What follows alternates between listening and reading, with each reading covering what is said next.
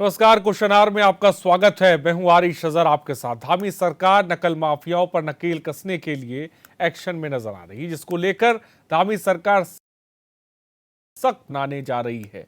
लेकिन कानून का मसौदा पिछले करीब 6 माह से भारी जुर्माने और उम्र कैद पर अटका है। सीएम धामी के इस कानून को जल्द लागू करने की घोषणा के बाद अब शासन में तेजी से विभागों के बीच फाइल भी दौड़ रही है। एक तरफ इसके लिए कार्मिक विभाग ने ड्राफ्ट तैयार करना शुरू कर दिया है। बीते दिनों इस ड्राफ्ट पर चर्चा के लिए बैठक हुई। वहीं दूसरी तरफ जिसमें कुछ विभागों ने इस बात पर आपत्ति जाहिर की है कि किसी व्यक्ति विशेष या फिर किसी छोटी संस्था पर 10 करोड़ का जुर्माना काफी अधिक है। निश्चित तौर पर सरकार नकल माफिया के बीच डर पैदा करने के लिए सख्त कानून बनाना चाहती है। वहीं दूसरी तरफ कुछ अधिकारी अंदर खाने इसका ऐतराज भी जता रहे हैं। उनका कहना है कि उम्र कैद के बजाय सजा और प्रावधान भी रखे जा सकते हैं।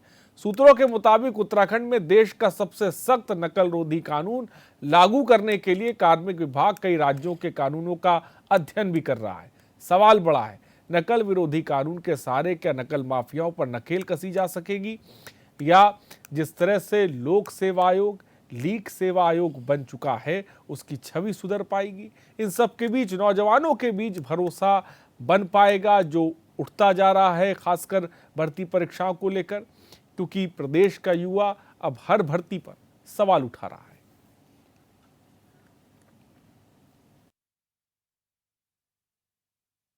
देखिए, जो ताज़ा प्रकरण हमारे सामने आया, माननीय मुख्यमंत्री आदरणीय पुष्कर सिंह धामी जी ने तुरंत उस पर कड़ा एक्शन लिया।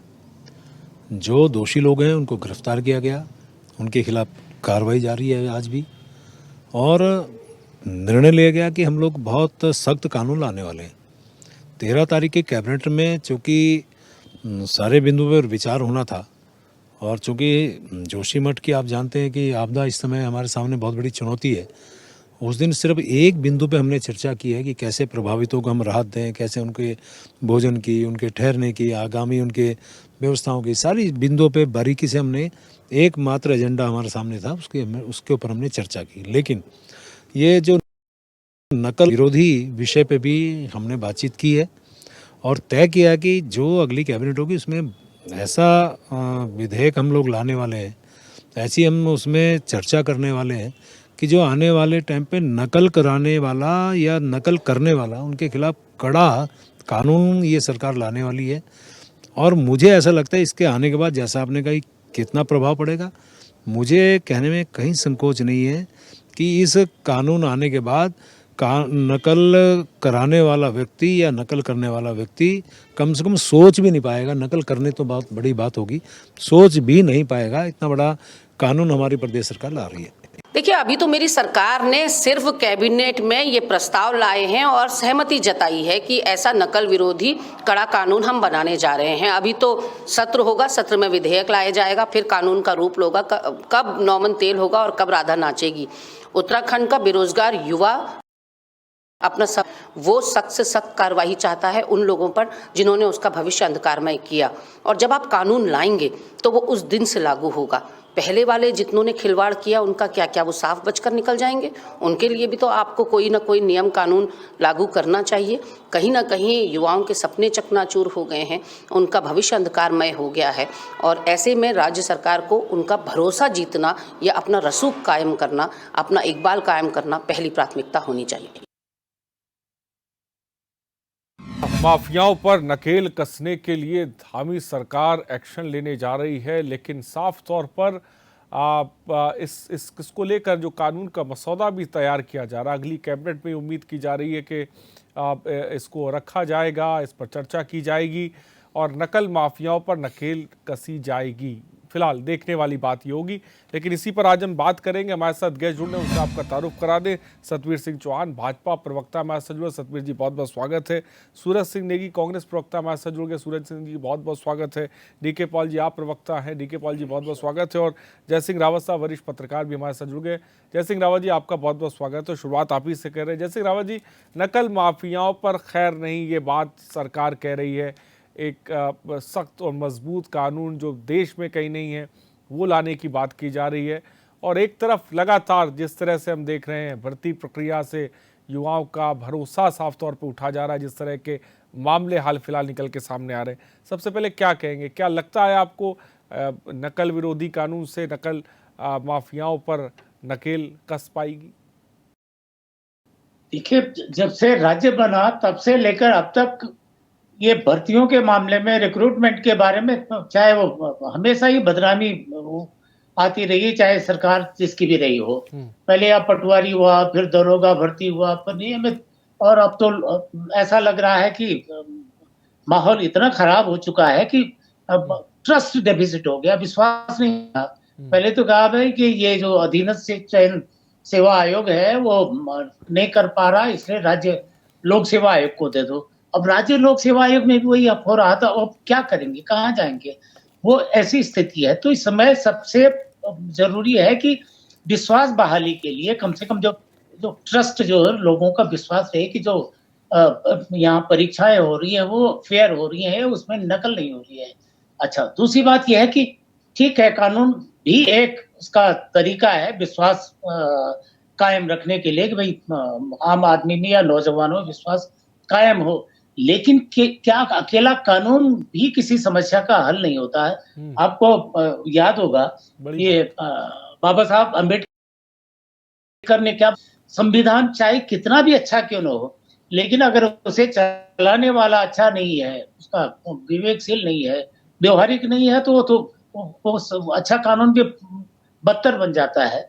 नियम हर चीज के लिए हैं, आप जानते हैं कि हर चीज के लिए, मर्डर के लिए, हर चीज के लिए है, लेकिन फिर भी हो जाता है। मतलब कानून अकेला सॉल्यूशन नहीं होता है, उसके लिए कानून को लागू करने वाले कितने सक्षम है उस पर ज्यादा इम्पोर्टेंट है। यूपी में भी तो था, 1992 में बन गया था नकल विरोधी कानून, उस समय आया कल्याण सिंह थे, फिर राजनाथ सिंह थे, उसके बाद में वो बंद हो गया है। तो क्या हुआ वहां, इसी वजह से हुआ था कि बहुत बुरा हाल था, एक नकल माफिया हाई स्कूल इंटर की परीक्षाओं में भी पैसे देके सब काम हो रहा था। तो यहाँ तो ज्यादा पैसे मिलते हैं। तो इस समय और जो विश्वास नौजवानों चुका है, हमारी जो ये परीक्षा व्यवस्था है नौकरियों वाली, उस विश्वास को कायम करने की जरूरत है। और मैंने आपसे कहा कि चाहे कानून कितना भी अच्छा क्यों न हो, अगर उसे लागू करने वाले, क्योंकि पिछले कई बार ऐसा हुआ है कि कानून है, अब कई लोगों पर क्या कहते हैं, मी टू के आरोप लगे थे, क्या उनका हुआ? कई लोगों का लॉन्ड्री का हुआ, तो क्या उन पर हुआ? क्या रूलिंग पार्टी और अपोजिशन पार्टीज के साथ जो भेदभाव होता है कानून लागू करने में, ये सारी चीजें अगर नहीं होंगी तो हम तभी जाके आप जो है इसको विश्वास कायम रख पाएंगे। बड़ी बात साफ तौर पे जय सिंह रावत जी ने कही कि भाई कानून बनाने से कुछ नहीं होता, सबसे बड़ी चीज़ ये है कि सिस्टम का भी, जिसे कह सकते हैं, बदलना बहुत ज़रूरी है। हमारे साथ सतवीर सिंह चौहान है। सतवीर सिंह चौहान, लोक सेवा आयोग को अब लीग सेवा आयोग कहा जा रहा है, ये स्थिति बन चुकी है। मौजूद से भर्तियों को लेकर सवाल उठा रहे हैं युवा, इस तरह से खबरें सामने निकल कर आ रही हैं। ताज़ा खबर जो आई दरोगा भर्ती को भी लेकर, जिसे कह सकते हैं कि 20 दरोगाओं को सस्पेंड कर दिया गया, क्या कहेंगे सबसे पहले आप? आरिश जी, आपको प्रणाम और चैनल के सभी दर्शकों को प्रणाम। आरिश जी, मैं कहना चाहता हूं कि जब कोई भी सरकार आती है, 5 साल जब वो सरकार चुनाव में जाती है, जनता के बीच में जाती है, तो वो इस आधार पे आती है कि वो जनता के विश्वास पे खरे उतरने के लिए आती है, कि जनता उसको चुनती है कि वो हमारे विश्वास पे खरा उतरेगी। जब ये उत्तराखंड बनता है 9 नवंबर 2002 को इसकी नींव पड़ती है, उसके बाद सबसे पहले आप देखते हैं कि भाई यहाँ पर तत्कालीन सरकार कांग्रेस की होती है। 2002-03 में जब पटवारी भर्ती और दरोगा भर्ती होती है, उस समय ये स्थिति होती है कि वो पेपर लीक हो जाता है, आउट हो जाता है। ठीक है, उस समय कोई कार्रवाई नहीं होती, कोई जेल के पीछे नहीं जाता। अगर उसी समय सिस्टम में जो लोग उसमें संलिप्त थे उन लोगों को पकड़ा जाता, और उत्तराखंड के सामने जो नया राज्य बना था, दूसरे राज्यों को एक उदाहरण स्पष्ट करता। मैं आ रहा हूं, मैं उस पर आ रहा हूं, मैं सीधा आगे भी आ रहा हूं। और उसके बाद फिर 2015-16 में होता है कि कैसे दरोगा भर्ती होती है, पटवारी पेपर लीक होता है, उसका कारण आता है। मगर मेरा स्पष्ट तौर से कहना है कि हमारी सरकार की दूरदर्शिता ये है कि जो सिस्टम में जो इस तरह के लोग हैं उनको आइडेंटिफाई करना और उनको सिस्टम से बाहर निकालते हुए उनको कानून के रास्ते में उनकी जो जहां पर स्थान है वहां तक उनको पहुंचाना।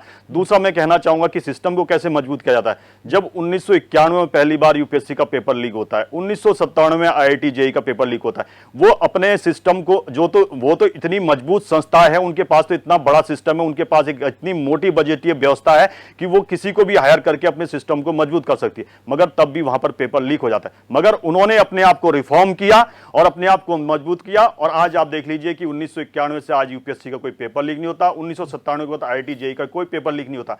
मैं फिर आपके चैनल के माध्यम से कहता हूं कि हमारे सामने जो प्रॉब्लम हुई है हमने उसको डायग्नोज किया है, हमने उसको डायग्नोज किया है और उसकी तह तक जा रहे हैं। और मैं स्पष्ट तौर से कहना, ठीक है जय सिंह रावत जी बोले जल्दी से। मैं एक लाइन ये कहना चाह रहा था, जो पटवारी घोटाला हुआ था भर्ती, उसमें पौड़ी के डीएम थे लांबा, वो सस्पेंड हुए, उन पर मुकदमा चला। आईएएस का पहला आईएएस था लगा। जब दरोगा भर्ती हुआ तो राज्य के जो director general of police PT Raturi और दूसरे मिस्टर लाल जो थे, उन पर मुकदमा चले, उनको कई बार उनको जमानत अपनी करनी पड़ी। मैं इतना कहना चाह रहा हूं। ठीक है, चलिए कांग्रेस प्रवक्ता भी हमारे साथ सूरज सिंह नेगी जी क्या कहेंगे? देखिए आरिश जी, ये बहुत दुर्भाग्यपूर्ण है कि उत्तराखंड में लगातार नौजवानों के साथ में जो है धोखा हो रहा है, उनको छला जा रहा है। और उत्तराखंड का जो नौजवान है जो पिछले 6 सालों से तैयारी कर रहा है, उसका सरकार से भरोसा उठ गया है। और उसी का नहीं, उनके माँ बाप का भी जो अभिभावक हैं जिनका बच्चा पिछले 6 सालों से तैयारी कर रहा हो और पहले तो ये रहा कि नहीं आयोजित की गई, अब परीक्षाएं आयोजित हो रही हैं तो वो भी भ्रष्टाचार की भेंट चढ़ रही हैं। नकल माफिया इतना हावी है कि सरकार का उसको कोई खौफ नहीं है। और ये बहुत दुर्भाग्यपूर्ण है। आज लेकिन सूरज सिंह जी ये भी कही कि नकल माफिया आज से हावी नहीं है, आपकी सरकारों के समय भी था, बस दिखने अब लगा है, कार्रवाई अब होने लगी है, ये बात कही जा रही है। देखिए आरिश जी, हमारे वरिष्ठ पत्रकार साहब ने पहले भी कहा आपको कि जब पटवारी भर्ती घोटाला हुआ था तो पहली बार जो है आईएएस के खिलाफ मुकदमा कायम हुआ, और दरोगा भर्ती घोटाले में भी बड़े बड़े पुलिस के अधिकारियों को जो है जमानतें करानी पड़ी है। ऐसा नहीं है कि पहले कार्रवाई नहीं हुई। हमारा कहना यह है कि आज जो हमारी व्यवस्था बन गई है, हमारे मित्र सत्येंद्र चौहान जी कह रहे थे कि उन्होंने जो है जेईई की जो परीक्षा है या यूपीएससी की जो परीक्षाएं हैं, उन्होंने अपने पैटर्न को बदला है। तो मेरा कहना यह है कि आप भी उस पैटर्न को क्यों नहीं लागू कराते? जो संस्थाएं दागी हो गई हैं उन पर क्यों नहीं कार्रवाई होती? और आप ये देखिए कि यूपी SSS जो घोटाला है, जिनको उसमें जो लोग संलिप्त थे, वहाँ पर उन पे ठीक प्रकार से कार्रवाई नहीं की गई। और आज तक जो सफ़ेद पोश हैं, हाकम सिंह के जो आका थे बड़े बड़े, उन तक जो है सरकार अपनी जांच एजेंसियां जो है उन तक नहीं जा पाई।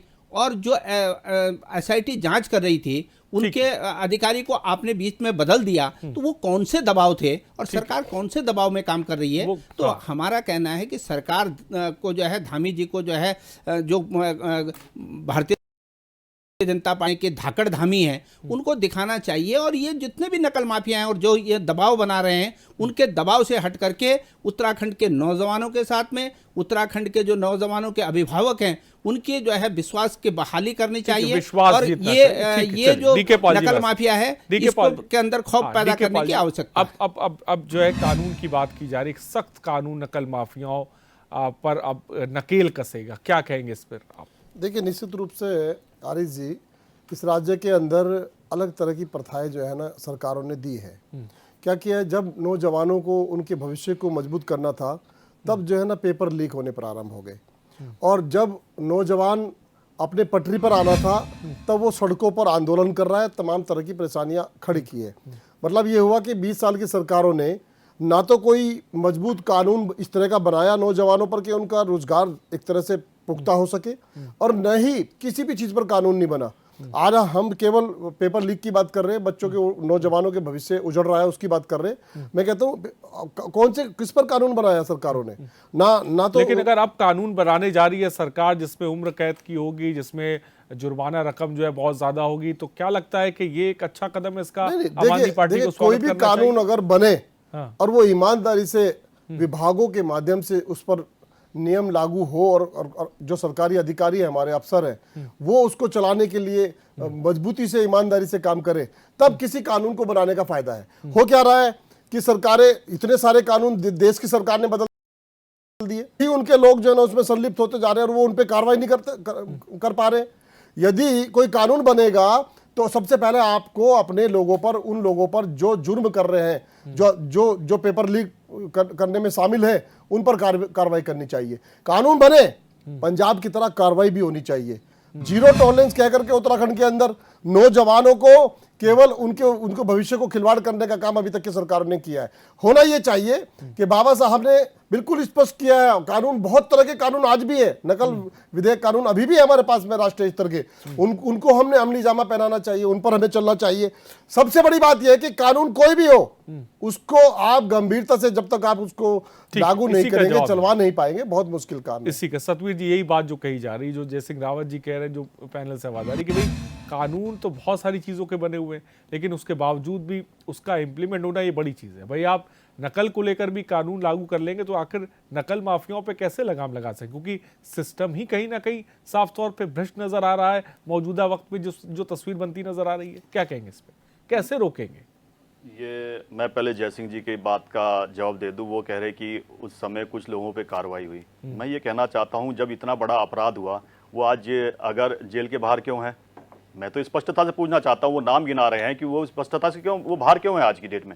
कांग्रेस ने क्या कार्रवाई नहीं करी? या उनके खिलाफ वो धाराएं लगनी चाहिए थी, वो धाराएं नहीं लगी?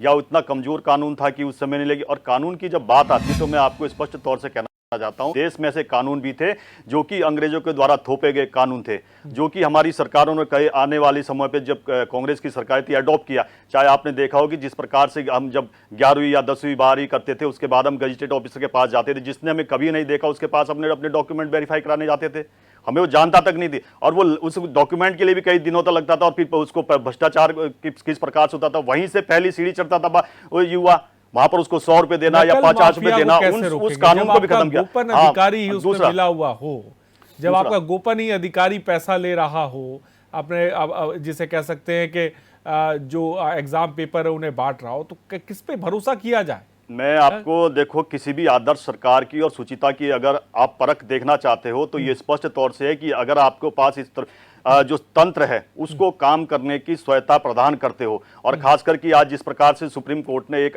जो जोशीमठ के खिलाफ गए थे सुप्रीम कोर्ट में, एक आपको उनकी लाइन सुना देना चाहता हूं, जो चीफ जस्टिस ऑफ इंडिया ने कहा, सीजीआई ने कहा कि हर महत्वपूर्ण चीज हमारे पास आने की जरूरत नहीं है, इसे लोकतांत्रिक रूप से निर्वाचित संस्थाएं अच्छी तरीके से डील कर सकती है।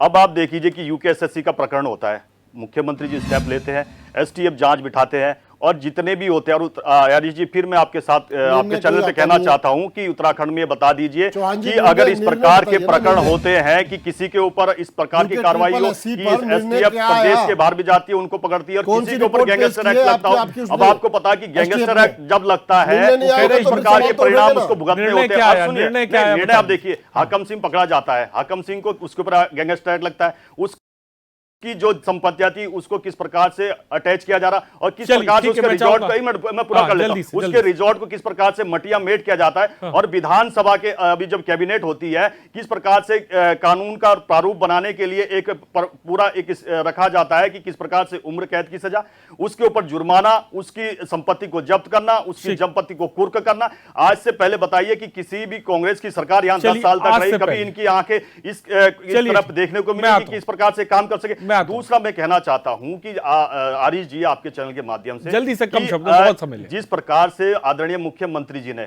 ये कदम उठाए हैं कि सभी संस्थाएं अपने जिस प्रकार से काम करना चाहती है पूर्णतः अपने बिल्कुल बिना विलंब के वो काम करें। आपने वो जैसी पटवारी भर्ती 8 अप्रैल, ठीक है, जय सिंह रावत जी क्या कहेंगे? बीजेपी प्रवक्ता जो बात कह रहे हैं उस पर क्या कहेंगे जय सिंह रावत जी?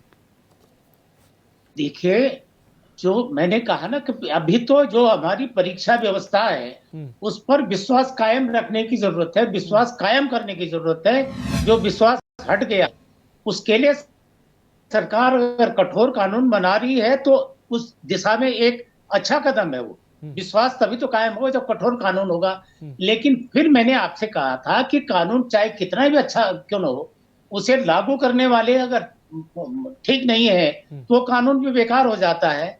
और सुनिए, संविधान से बनते हैं कानून और कानून से बनते हैं नियम, और अगर यहाँ पर कानून बन गया उनको लागू करने के लिए फिर नियम बनाए जाते हैं, नियम बनते हैं। वो कैसे बनेंगे वो भी देखने वाली बात है। तो ये सारी चीजें मैं ये नहीं कह रहा हूँ कि कठोर कानून नहीं बनाने चाहिए। आज जो हालत यहाँ की है बस इस पर हो गया है, का माहौल पैदा हो गया, उसके लिए कठोर कानून बना रहे तो थोड़ा उस दिशा में जाएगा। लेकिन ये कठोर कानून तभी कारगर होंगे जब लागू करने वालों की नीयत ठीक होती है।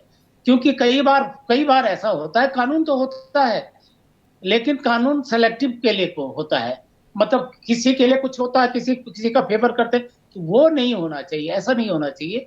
दूसरी बात अभी मैं ये कह रहा हूँ, जो कानून इंडियन पेनल कोड है, सीआरपीसी है, आईपीसी है, वो 2014 के बाद नहीं आए हैं।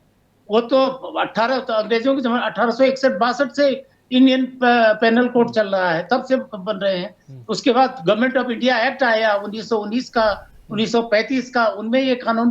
तो ये जो कानून, ज्यादातर कानून हैं वो अंग्रेजों के जमाने से इनहेरिट हो रहे हैं। वो क्या है, सब पहली बार बने कानून तो पहले से चले आ रहे हैं, ये है। लेकिन ये कठोर कानून बना रहे हैं, दैट इज ओके। एक कठोर कानून बना रहे हैं, उसका स्वागत करने की जरूरत है। क्या कहेंगे सूरज सिंह नेगी जी? ये बात सतवीर जी कह रहे हैं भाई हमारे टाइम पे तो अब एक्शन लिया जा रहा है, कार्रवाई की जा रही है, आपके टाइम पे तो कुछ नहीं होता। क्या कहेंगे इस पर सूरज सिंह? आरिफ जी, केवल अपनी पीठ थपथपाने से काम नहीं चलेगा। ये जनता सब देख रही है और ये दुर्भाग्य हम उत्तराखंड वासियों का है कि सरकार यूके ट्रिपल घोटाला है नकल का, उसमें किसी अंजाम तक नहीं पहुंची है। और अगर उसी पे अंजाम तक पहुंच जाती, एसआईटी जांच के जो हमारे अधिकारी थे उनको बीच में ना हटाया जाता, तो वो कहीं ना कहीं जो है वो जो सफ़ेद पोस्ट है, जो हाकम सिंह के आका हैं, केवल एक हाकम सिंह पे कार्रवाई करने से ये नकल माफिया जो है बच नहीं जाएंगे और इन पे खौफ पैदा नहीं होगा। तो इसलिए जो है कार्रवाई पूरी होनी चाहिए। और जहाँ तक प्रश्न इस बात का है कि सख्त कानून भी होना चाहिए और हम लोगों को ऐसे भी उपाय करने चाहिए कि कैसे हम लोगों की विश्वास बहाली कर पाएंगे। तो सबसे बड़ा सवाल ये हो जाता है कि जब इन पुराने माफियाओं पे कोई कार्रवाई नहीं हो पाई तो लोगों ने 2017 के बाद एक बहुत बड़े विश्वास के साथ में, प्रचंड बहुमत के साथ में, आप देखेंगे कि उत्तराखंड का जो इतिहास है, में जब नींव पड़ी इस राज्य की, तो उस समय भारतीय जनता पार्टी को जो है अंतरिम सरकार चलाने का मौका मिला। और अंतरिम सरकार में जिस प्रकार की नींव रखी गई, जो बीज हमने बोए, उनकी फसल आज कट रही है। और चाहे विधानसभा में भर्तियों का मामला हो, उस समय जो है बिना किस नियम कानून के तहत भर्तियां हुई, और अभी चैनल पे जो मंत्रीगण जो है बयान दे रहे थे कि सख्त होना चाहिए, उनके जो कार्यकाल में भर्तियां हुई हैं, उन्होंने कहा है कि मेरा अधिकार था, मैंने कर दिया। तो इस प्रकार से अब सब इस प्रकार से अगर करेंगे तो यही तो कारण है कि जो है नकल माफिया जो है हावी होता जा रहा है। जी के भी सवाल का जवाब भी साफ तौर पर लेंगे, ब्रेक का वक्त हो चला है। तो कई ऐसे सवाल है नकल माफियाओं को लेकर, नकल माफियाओं पे नकेल भी कसनी है के बाद एक निकले भर्ती घोटाले को लेकर साफ तौर पे धामी सरकार अब एक्शन में आई और नकल माफियाओं पे नकेल कसने के लिए एक कानून की बात, साफ तौर पे मजबूत कानून की, सख्त कानून की बात की जा रही है। इसी पर आज हम बात करें। सतवीर जी हमारे साथ जुड़े। सतवीर जी, ब्रेक से पहले सूरज सिंह नेगी जी ने कहा भाई आप कानून की बात कर रहे हैं, अच्छी बात है, लेकिन हम देख रहे हैं यूकी ट्रिपल एससी मामले पर ही जांच प्रक्रिया कहाँ तक पहुंची है। जब आप एक ही मामले पर सीधे तौर पर नहीं एक्शन ले पा रहे तो आगे कानून बना के क्या कर लिया जाएगा? क्या कहेंगे इस पर? आरिफ जी, मैं कहना चाहूँगा यूके ट्रिपल एससी में जिस प्रकार का एक्शन हमारी सरकार ने लिया, पहले कभी उत्तराखंड में लिया नहीं गया, ना ही यहाँ के लोग सोच सकते थे कि इस प्रकार का एक्शन लिया जाएगा। कि जिस प्रकार से हमारी एसटीएफ ने काम किया है, चाहे वो एजेंसियों जो एग्जाम करवाती थी उसके जो मुखिया उसको तक पकड़ना, और एसटीएफ ने जिस प्रकार से अन्य जो राज्य थे वहां से भी उनको धरपकड़ करना, और 22 लोगों के ऊपर गैंगस्टर एक्ट लगा है। और फिर कहना चाहूंगा यूकेएसएससी का जो प्रकरण है उसमें आरबीएस पटवारी मामले पर जब एसटीएफ कर रही थी तो एसआईटी को दे दिया गया, इसको भी जरा समझा लीजिए। यूकेएसएससी में जिस प्रकार से अगर हमारे दौर का आप कहेंगे तो उससे ने देखा होगा कि किस प्रकार से आरबीएस रावत किसके समय पे अपॉइंट होते हैं, हरीश रावत के टाइम पे। और कांग्रेस को एक्सेप्ट करना चाहिए कि उन्होंने एक्सेप्ट किया है, वहां पर जुर्म अपने एक्सेप्ट किया है कि मेरे यहाँ पर लिस्टें बनती थी, मेरे यहाँ पर पैसा आया, मेरे यहाँ पर जिस प्रकार से किसको नौकरी देनी थी वो सारी लिस्ट आरबीएस रावत के यहाँ पे बन रही थी और कहने पे हरीश रावत के कहने पे बन रही थी, वो एक्सेप्ट कर चुके हैं और आज वो जेल के अंदर है। और दूसरा मैं कहना चाहूँ हमारे समय पे जैसे ही आता है हम एक्शन लेते हैं। और फिर कहना चाहता हूँ कि जब इस प्रकार के प्रकरण आते हैं ये देखा जाता है कि सरकार किस प्रकार के स्टेप ले रही है कि वो अपने अपने फायदे के लिए ले रही है या जनता के फायदे के लिए ले रही है। आपने देखा होगा हर जांच में बड़े चेहरे, वो बड़े सफेद पोश जिनका नाम लिया जाता है वो कहीं से नहीं निकल के सामने आते। आरिश जी मैं कहना चाहता हूं कि क्या आरबीएस रावत छोटा व्यक्ति है, आयोग का अध्यक्ष रहा है। अब आयोग के अध्यक्ष से बड़ा अब उस जो बॉडी है उसका सबसे बड़ा व्यक्ति है उसको अंदर के। दूसरा मैं आरिश जी आपको एक एग्जाम्पल कहना चाहता हूँ, विधानसभा की बात कर रहे थे, नेगी जी कह रहे थे कि अब कुंजवाल जी के 13 परिवार वाले लग जाते हैं, उनके सगे संबंधी लग जाते हैं। तो मैं कहना चाहता हूं पहले अपना दायरा चेक कर लिया, हमने तो एक्शन लिया, हमने तो सचिव पर भी एक्शन लिया, सचिव के अंदर जेल के अंदर। दूसरा मैं एक थोड़ा सा कह रहा हूं, यूकेएसएससी का जब प्रकरण उठता है उसके बीच में हरिद्वार का चुनाव होता है, तमाम डिबेटें हमने करी, कहा था कि भाई अब इनकी जमीन पहले ही खिसकी हुई अब खिसक जाएगी। आपने देखा होगा स्वतंत्र भारत में पहली बार हम वहां 6 ब्लॉक प्रमुख विरोध बनाते हैं और जिला पंचायत अध्यक्ष विरोध बनाते हैं। ये हमारी पारदर्शिता है कि लोगों को लोग मान रहे हैं कि सरकार किस प्रकार से पारदर्शी तरीके से काम कर रही है, आगे भी इसको काम करने देना चाहिए। समस्या ये है राज्य के नौजवानों का भविष्य जो खिलवाड़ कर रहा है उससे, चाहे कांग्रेस हो चाहे भाजपा हो, आप उनके एक दो अधिकारी, छोटे अधिकारी पर आप कार्रवाई करते हैं, उनका क्या मंत्री विभागीय नहीं होता क्या? मुख्यमंत्री की कोई जिम्मेदारी नहीं होती क्या? वो अपने मंत्री को क्यों नहीं हटाते? वो अपने उस पर विभाग पर क्यों नहीं कार्रवाई करते?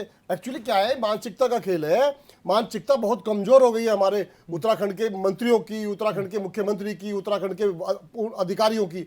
ईमानदारी नाम की चीज खत्म हो गई है। जब ईमानदारी नहीं रहेगी तो इस तरह के प्रकरण बार बार आते रहेंगे। रोकेगा कौन? रोकेगा मुख्यमंत्री, जिसको प्रचंड बहुमत के साथ में चुन करके भेजा जनता ने। रोकना किसको है? मेन अधिकारी को। अगर वही संलिप्त है तो फिर कहां का कानून, किसका कानून और कौन सा कानून? भारत के संविधान में भीमराव अंबेडकर जी ने जिन्होंने बनाया था, उन्होंने स्पष्ट कहा था कानून सारे मजबूत है, पर आप उसको मजबूती से लागू करेंगे तब मजबूती आएगी। आदरणीय रावत जी ने कई बार इस बात को कहा है, भाई कानून बनाइए, हम भी कह रहे हैं कानून बनाइए। कानून अभी भी है, उन्हीं को चला लीजिए, उसी के आधार पर आप चल लीजिए, उस पर भी आप नहीं चल रहे। और आप यूके ट्रिपल एससी की बात कर रहे हैं, क्या निर्णय आया भाई साहब? आप कौन सी पीठ थपथपा रहे?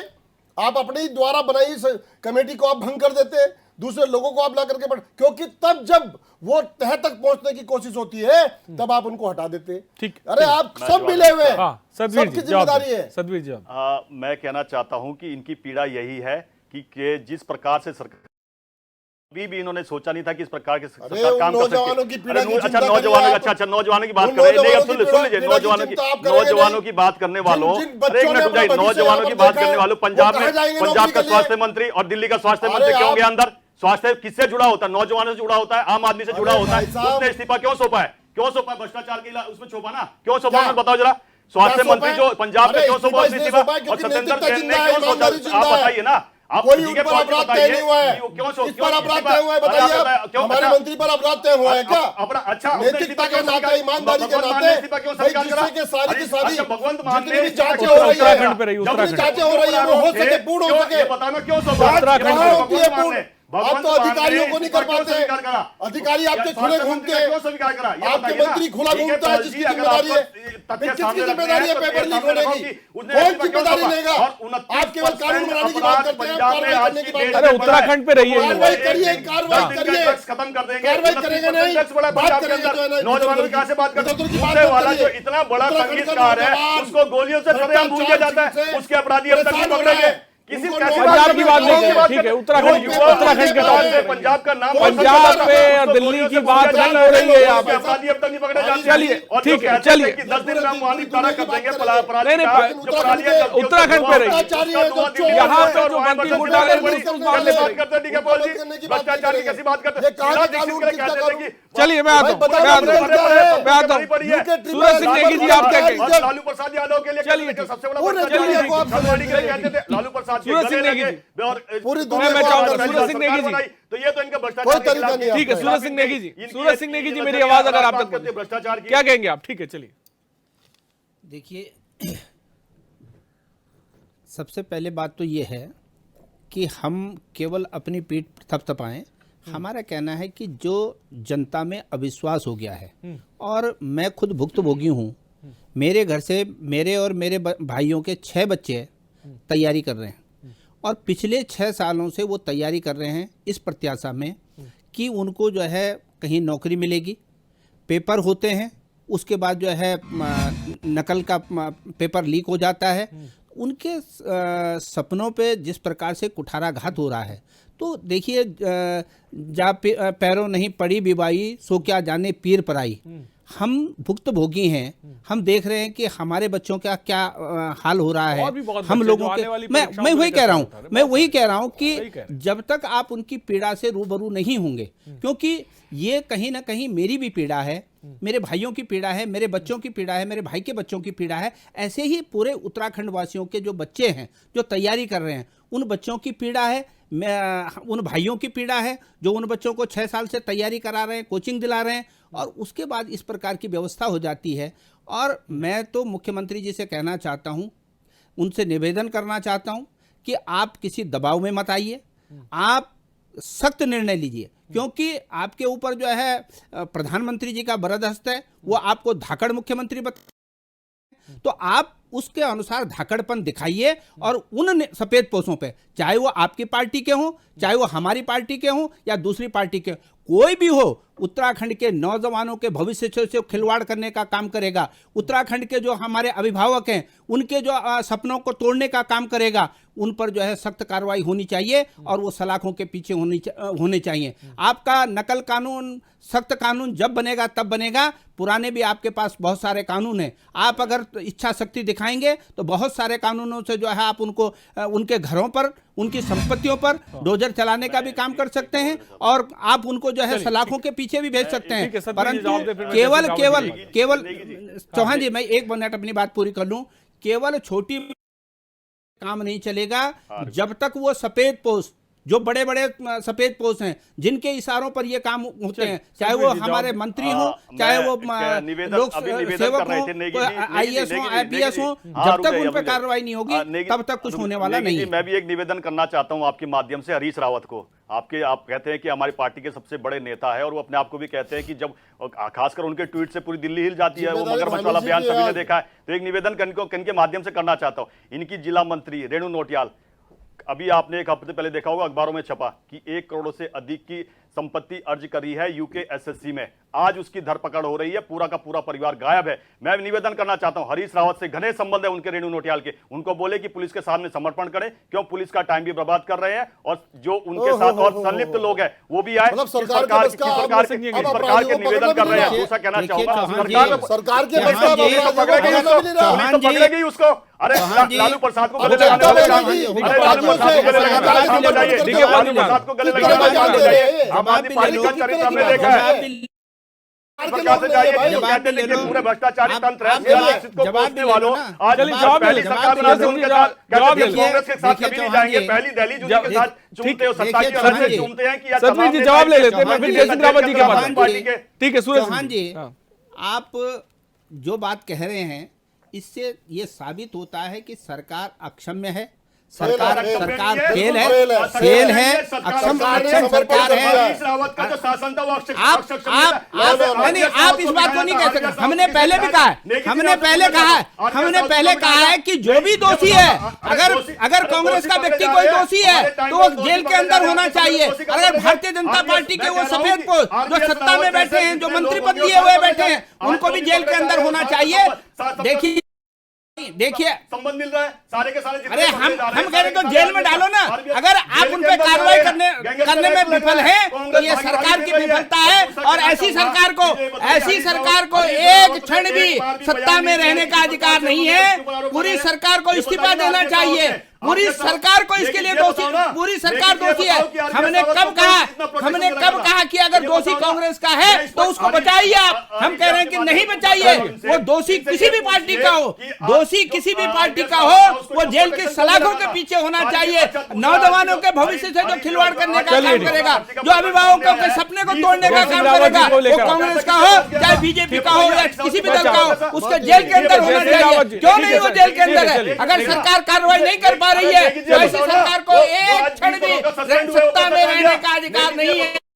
को इस्तीफा देना चाहिए। चौहान जी आप जिम्मेदार व्यक्ति हैं। सरकार नहीं, भारतीय जनता पार्टी के प्रवक्ता के रूप में आप आए हैं, क्यों नहीं? आप जांच करिए ना, किसने रोका आपको? किसने रोका ये बताइए ना। आप नहीं करिए आपने। आप पहले अपने मंत्रियों पर, अपने अधिकारियों पर कार्रवाई करिए, अपने नेताओं पर कार्रवाई करिए। दूसरे की बात अगर दोषी, आप देखिए दोषी कोई भी हो, मेरा कहना ये है कि दोषी कोई भी हो, जेल की सलाखों के पीछे होना चाहिए। दोषी नहीं बचना चाहिए। उत्तराखंड के लाख नौजवानों को सपनों को चकनाचूर करने वाला, लोगों के भविष्य को तोड़ने वाला जेल के अंदर होना चाहिए। जय सिंह रावत जी, ठीक है, चलिए ठीक है, ये आप बताइए ना, नहीं आप जांच करवाइए। हम कह रहे हैं कि मत कराइए ना, आप जांच कराइए ना। ठीक है सूरज सिंह जी, नहीं, सरकार के पास भैया, पर्सन ना हो, सरकार के पास है।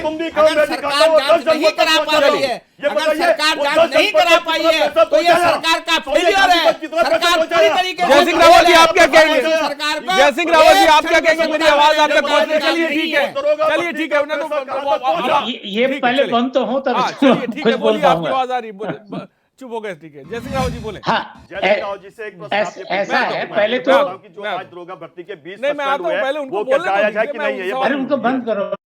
बोलिए जय सिंह रावत। मैं कह रहा हूं कि जो नकल विरोधी कानून है राजस्थान भी बना चुका है, ऐसा ही कानून वही बना चुका है।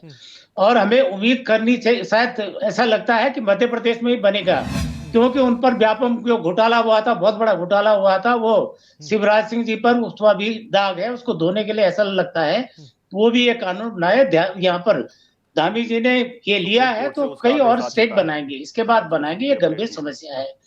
लेकिन मैंने पहले भी अर्ज किया कि केवल कानून बनाने से काम नहीं चलेगा, और भी कदम उठाने पड़ेंगे। जैसे परीक्षा प्रणाली में कुछ परिवर्तन करना पड़ेगा, है ना? उसको वो कौन करेगा? मेरे आपके कहने से नहीं होगा। को मौजूदा वक्त में जो चल रही यूकी SSS की बात किया, तमाम जो भी घोटाले सामने, उसको लेकर आप किस तरह से देखते हैं? क्या जांच प्रक्रिया सही तरह से चल रही? क्योंकि जो बड़े चेहरे या सफेद पोशों के नाम निकल कर सामने नहीं आ रहे, इसको किस तरह से देखते हैं? ये भी सवाल उठ रहे हैं कि प्रक्रियाएं तो चलती है लेकिन उस तक नहीं पहुंच पाती जिस तक पहुंचना चाहिए। दूसरी बात ये है कि मतलब ये है कि इतना सीनियर मोस्ट IFS को, बाकी जो यहाँ PCS को अरेस्ट किया है, उससे सरकार के कामों में थोड़ा विश्वास उठा है, पूरी तरह नहीं उठा है, क्योंकि बीच में बदल दिया गया है। जो STF के कर रहे थे SSP, उनको ट्रांसफर करके हरिद्वार लिया है। फिर अभी सुना कि दूसरे एजेंसी को दिया जा रहा है। ऐसा सरकार को नहीं करना चाहिए, क्योंकि बिना मतलब उनकी सरकार पर उंगली उठेगी। बहरहाल कर रही है सरकार, कर रही है, लेकिन अभी मैं ये कह रहा हूं केवल कानून बनाने से नहीं चलेगा काम।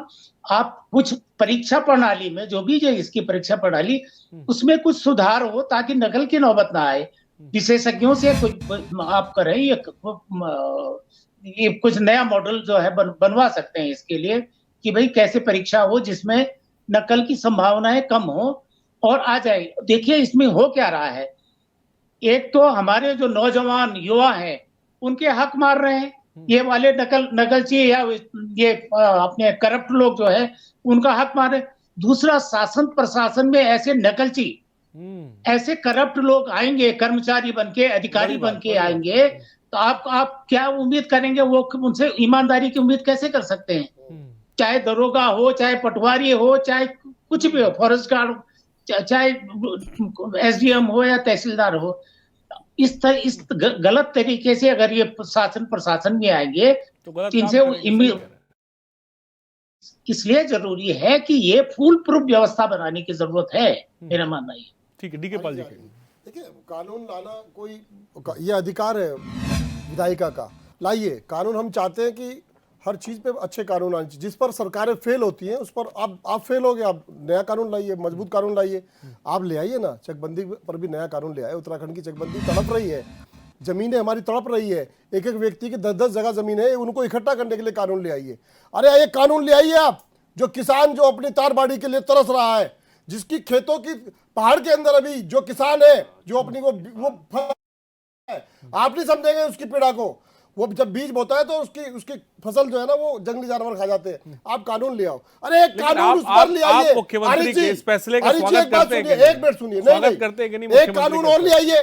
अरे हमारी परिसंपत्तियां को यूपी खाकर बैठ गया है, उस पर भी कानून ले आइए मेरे भाई। कौन मना कर रहा है कानून लाने के लिए? लेकिन नौजवानों के भविष्य को तो आपने बर्बाद कर दिया। मेरा सवाल कांग्रेस और भाजपा ने दोनों ने मिलकर के बर्बाद कर दिया। नकेल कसने के लिए मुख्यमंत्री धामी ने जो एक्शन लिया उसका आप स्वागत करते हैं, मानते हैं? मैं उसका स्वागत कर लिया, चलिए लाइए आप। अरे ला कैसे रहे हैं आप? क्या विपक्ष को बैठा करके उनसे राय मशवरा ले रहे हैं? बुद्धिजीवी जो इस राज्य के अंदर है, सीनियर जर्नलिस्ट जो जनरल है, रिटायर अधिकारी जो ईमानदार है, क्या आप उनसे राय मशवरा ले रहे हैं कि हम किस प्रकार का कानून लाएं, क्या लाएं? क्या वो करप्ट लोग जो बैकडोर से भर्ती करवाते हैं, वो उनकी कैबिनेट लाएगी नया कानून? क्या उनकी हिम्मत कही जा रही सतवीर जी, ये बात भी कही जा रही कि भाई एक तरफ जब सजा उम्र कैद की बात कही जा रही है तो अंदर से ही कुछ अधिकारियों का कहना है कि भाई इतनी कठोर सजा नहीं होनी चाहिए या इतना बड़ा जुर्माना नहीं होना चाहिए। एक तरफ सरकार चाहती है कि भाई सख्त कानून होए, दूसरी तरफ जो अधिकारी हैं वो अंदर ही अंदर ये भी खबरें आ रही है कि इस तरह का सख्त कानून नहीं चाहते। क्या कहेंगे इस पर? अधिकारी थोड़ा ना तय करेंगे, तो सरकार तय करेगी कि राज्य के हित में क्या है और राज्य के हित में कौन कौन से कानून बनाने हैं और किस को और कब सरकार तक ने बनाने तय करना है कि अधिकारी को कैसे चलाना है। और जय सिंह का चौहान सवाल, जी, जय सिंह सरकार चलाती है अधिकारियों को। आपका अधिकारी जवाब वो तय कर रहे हैं। रुक जाइए, अधिकारियों को कैसे मैं आपके चलाना है? बात का जवाब दूंगा, अधिकारी चिंता वो मत तय कर करिए, रहे हैं। चिंता मत करो, 22 लाख रुपए आपका लेके जवाब पेपर देता लीक हूं। कर रहे हैं। अरे अधिकारी को मुख्य सचिव को कमरे में किस प्रकार से पीटा जाता है, अरविंद केजरीवाल किस प्रकार से पीटते हैं मुख्य सचिव को, वहां सुप्रीम कोर्ट का भी बेल पे है, वो पता है आपको?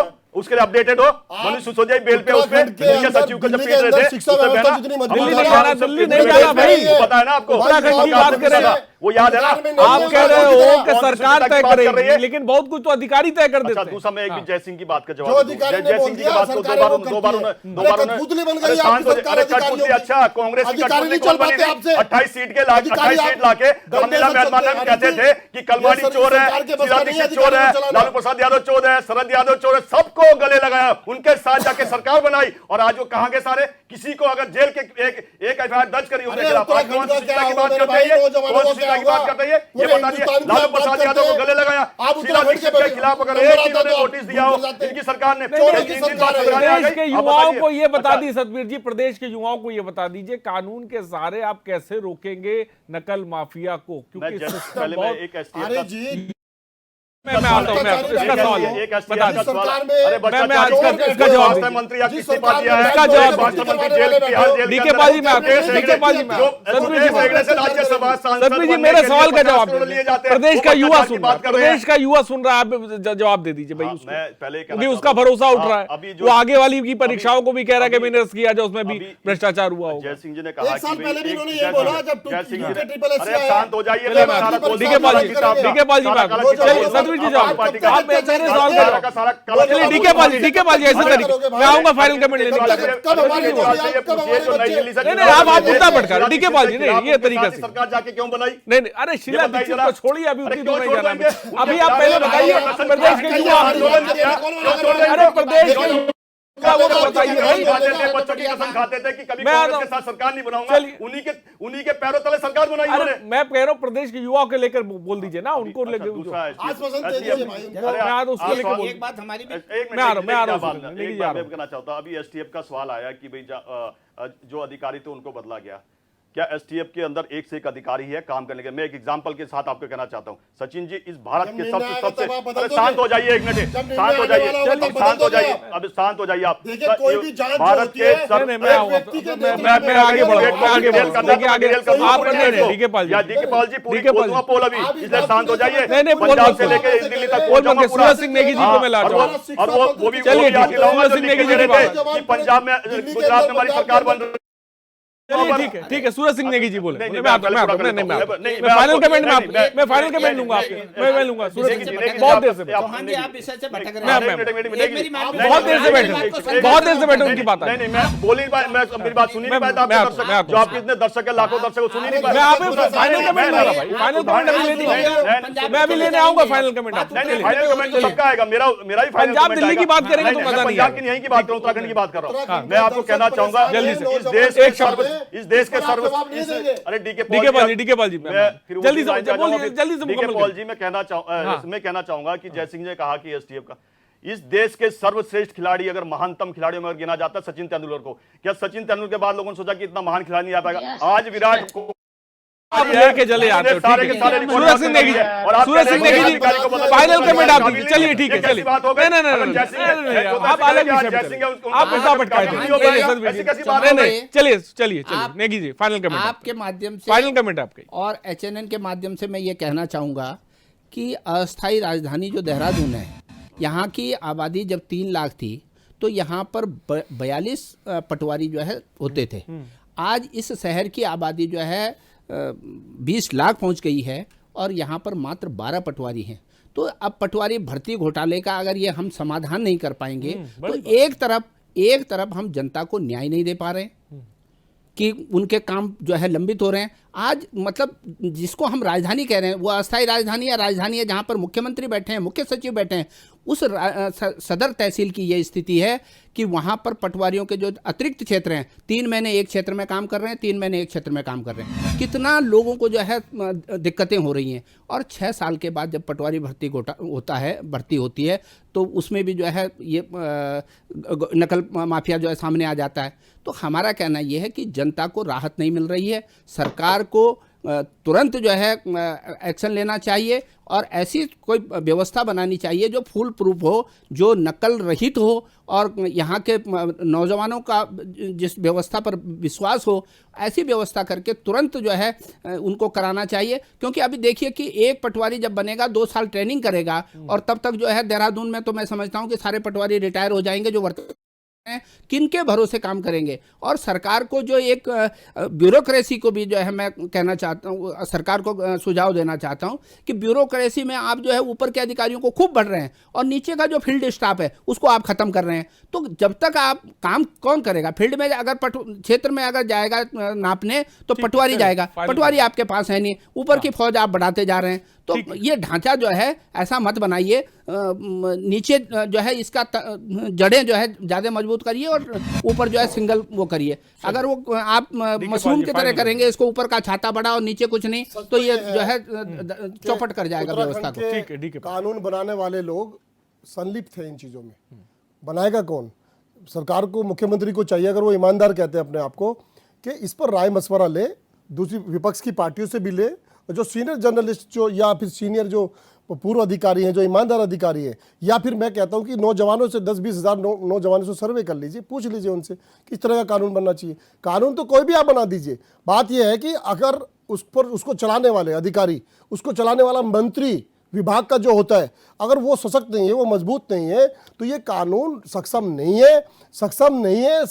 है। इससे नौजवानों का भविष्य खराब हो रहा है और जिम्मेदारी सरकार की है।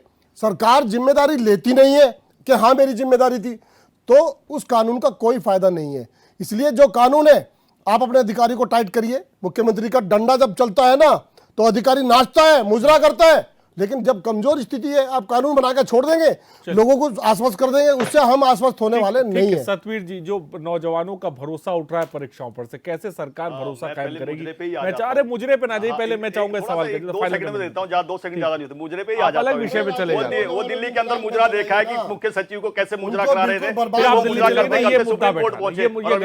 फाइनल कमेंट चाहता हूं, भरोसा युवाओं पर कैसे कायम करेगी सरकार, जिनका भरोसा आज उठ रहा है परीक्षाओं पर से, क्या कहेंगे? युवाओं को, उत्तराखंड के युवाओं को पूर्ण भरोसा है और उनको यही, जिस प्रकार से मुख्यमंत्री जी ने उनसे कहा था कि जब इस तरह की सामने दिक्कतें आएगी हम कोई भी स्टेप लेने से हिचके नहीं है। पुरानी सरकार है, जिस प्रकार से कांग्रेस ने तमाम वो कार्य किए, चाहे आयु दरोगा भर्ती का आना हो, जिस प्रकार से 20 लोग पकड़े गए, वो अब राज उगलेंगे कि कांग्रेस ने किस प्रकार से उनको अंदर पहुंचाने का काम किया। और दूसरा कहना, जिस प्रकार से मुख्यमंत्री जी ने उम्र कैद से लेकर उनकी संपत्ति से लेकर उनकी जब्त करना, कुर्क करना, इस प्रकार का कड़ा कानून बनाया है। और दूसरा मैं कहना चाहूंगा कि 32 विभागों अभी नहीं बना, इसका रख दिया है। हम जो हम कहते हैं वो करते हैं। और आपने देखा होगा जय सिंह रावत जी, फाइनल कमेंट आपका भी चाहूंगा जल्दी से। चलिए जो कहते हैं वो करते हैं, धरातल पर लाते हैं। जय सिंह रावत वरिष्ठ, चलिए नहीं, जय सिंह रावत जी फाइनल कमेंट आपका सकता हूँ। ठीक है, बोलिए, आप शुरू करिए। ठीक है सतवीर जी, मैं देखिए वक्त क्या है, वक्त की कमी है।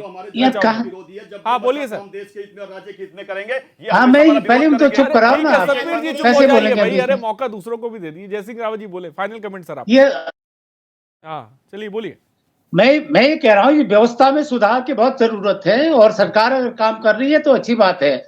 वो इससे पहले राजस्थान का बन चुका है, कानून बन चुका, उन्होंने भी शुरू कर दिया और यूपी में तो 1992 में बच गया था।